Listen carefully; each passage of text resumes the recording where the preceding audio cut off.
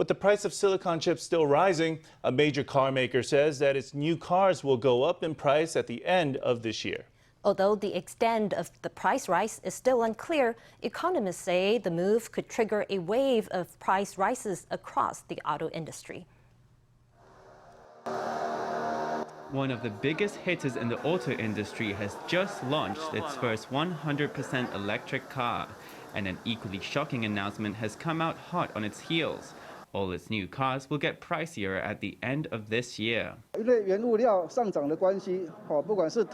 Because materials are rising in price, copper, various precious metals and microchips, and even some plasticized equipment, among other things. We use all these materials in assemblage in the auto industry, and they've all announced price rises. But because the materials used by each different model are different, the margin of increase for each model hasn't been decided yet. We may make an announcement before the end of the year. The decision may spur other brands to take action too. Observers expect a wave of price rises to follow.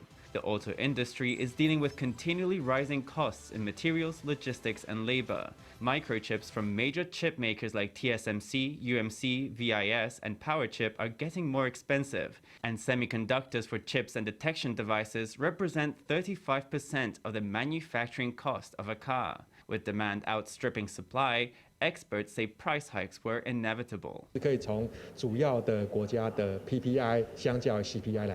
can compare the main country's producer price index to the consumer price index and see that right now the PPI is vastly higher than the CPI across the board. That means producers will have to continue to tolerate profits being squeezed or even losses until they can't bear the losses anymore, and then they'll have no choice but to pass those price rises on to consumers. Vehicles' microchips are in short supply and new cars can't keep up with demand. For the most popular models, there's a waiting list of 2 or more months. The auto industry could be in for a bumpy ride.